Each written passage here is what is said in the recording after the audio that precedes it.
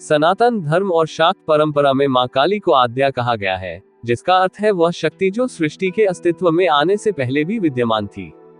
वे केवल एक संहारक देवी नहीं है, बल्कि वे काल यानी समय की अधिष्ठात्री है। काली शब्द का अर्थ है काला रंग, जो शून्य का प्रतीक है। जैसे सभी रंग काले रंग में समाहित हो जाते हैं, वैसे ही संपूर्ण ब्रह्मांड अंततः मां काली में विलीन हो जाता है। उनकी उत्पत्ति की कथा केवल एक असुर के वध की कहानी नहीं है, बल्कि यह अधर्म पर धर्म और अज्ञान पर आत्मज्ञान की विजय का महाकाव्य है। पौराणिक ग्रंथों के अनुसार एक समय शुंभ और निशुंभ नामक दो महाशक्तिशाली असुरों ने तीनों लोकों पर अपना अधिकार कर लिया था। उन्होंने देवताओं को उनके पदों से च्युत कर दिया और ऋषि मुनियों के यज्ञों को भंग करना शुरू कर दिया। इन असुरों की सेना में एक ऐसा योद्धा था जिससे स्वयं काल भी भयभीत रहता था। उसका नाम था रक्तबीज। रक्तबीज के पास एक दुर्लभ और अत्यंत भयानक वरदान था। भगवान ब्रह्मा की तपस्या कर उसने ये शक्ति प्राप्त की थी कि यदि युद्धभूमि में उसके शरीर से रक्त की एक भी बूंद धरती पर गिरेगी, तो उस रक्त की बूंद से ठीक उसके जैसा ही शक्तिशाली और मायावी दूसरा रक्तबीज उत्पन्न हो जाएगा।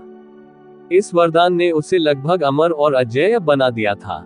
जब देवताओं ने उस पर प्रहार किया, तो उसके रक्त की बूंदों से हजारों रक्तबीज पैदा हो गए, जिससे स्वर्ग की सेना में हाहाकार मच गया। विवश होकर इंद्र और अन्य देवता हिमालय की कंदराओं में जाकर आदि शक्ति की स्तुति करने लगे। देवताओं की पुकार सुनकर मां दुर्गा प्रकट हुई।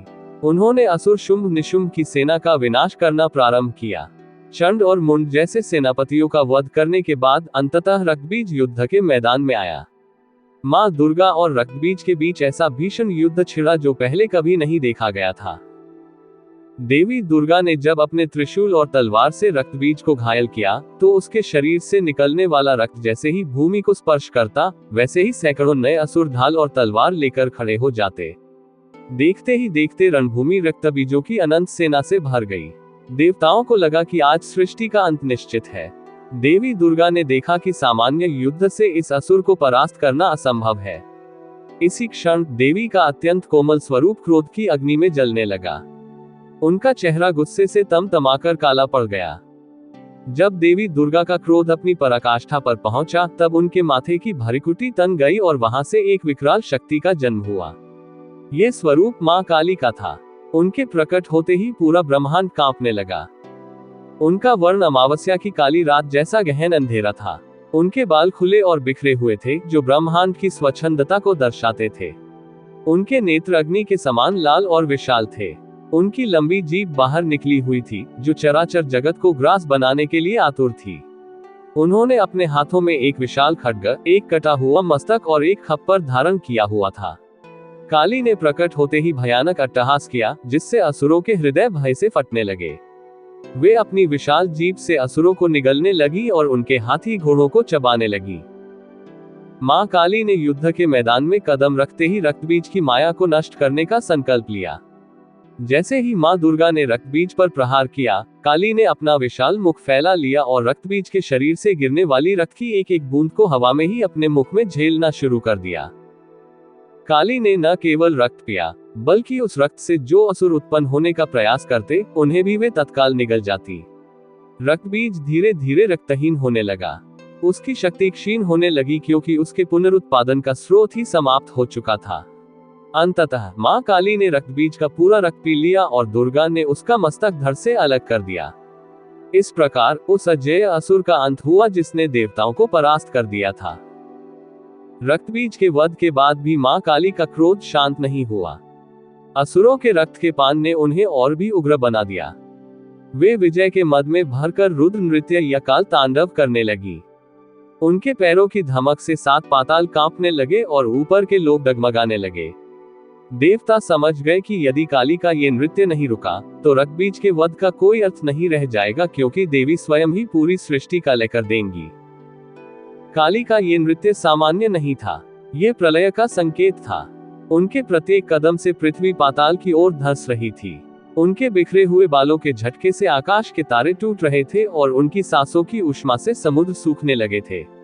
समस्त देवता, ऋषि और गंधर्व भयभीत होकर थर थर कांपने लगे।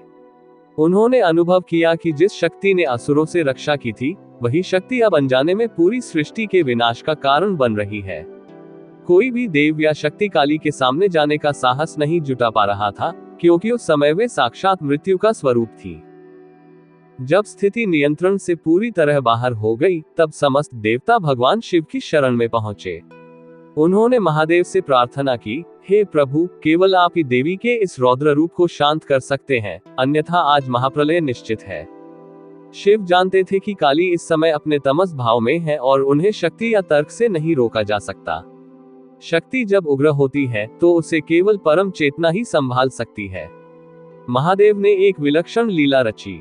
वे बिना किसी अस्त्र शस्त्र के रणभूमि में पहुंच गए और जहां मां काली नृत्य कर रही थी, वहां चुपचाप एक शव की भांति लेट गए। मां काली अपनी सुध बुध खो चुकी थी। वे रक्त और मांस से सनी युद्धभूमि में नृत्य कर रही थी। जैसे ही उन्होंने अपना दाहिना पैर आगे बढ़ाया, वह भगवान शिव की छाती पर जा पड़ा। जैसे ही मां काली के चरणों ने शिव के शरीर को स्पर्श किया, एक विद्युत तरंग सी उनके भीतर दौड़ गई। शक्ति का संपर्क शिव से होते ही उनका क्रोध तात्कालिक शांत हो गया। उन्होंने नीचे देखा कि उनके चरणों के नीचे उनके अपने आराध्य, उनके पति भगवान महादेव लेटे हुए हैं। इस बोध ने उन्हें लज्जा से भर दिया। लोक मान्यताओं के अनुसार इसी पश्चाताप और लज्जा के कारण उनकी जीभ बाहर निकल आई। ये दृश्य शिव के ऊपर खड़ी काली, हिंदू दर्शन का सबसे महत्वपूर्ण प्रतीक बन गया। शिव चेतना है और काली ऊर्जा है। बिना शक्ति के शिव निष्क्रिय है और बिना शिव के शक्ति अनियंत्रित और विनाशकारी है। जब ये दोनों मिलते हैं तभी सृष्टि का संचालन संभव होता है। शिव के ऊपर काली का होना ये दर्शाता है कि सक्रिय ऊर्जा हमेशा आधारभूत चेतना के ऊपर स्थित होती है। मां काली का स्वरूप जितना भयावह दिखता है, उतना ही वह ज्ञान से भरा है। उनके शरीर का हर अंग एक गहरा संदेश देता है। नग्नता, मां काली वस्त्र धारण नहीं करती क्योंकि वे अनंत हैं। वस्त्र सीमाओं के प्रतीक होते हैं, और जो पूरी सृष्टि को अपने भीतर समेटे हुए है, उसे कोई वस्त्र कैसे ढक सकता है।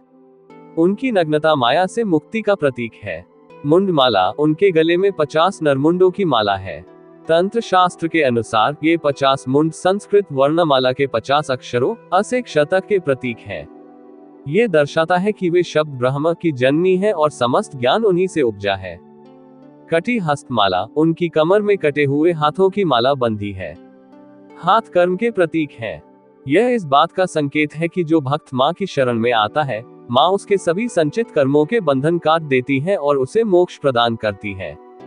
खड्ग और कटा सिर, उनके एक हाथ में ज्ञान की तलवार है जो अज्ञान के अंधेरे को काटती है, और दूसरे हाथ में कटा हुआ सिर अहंकार के अंत का प्रतीक है।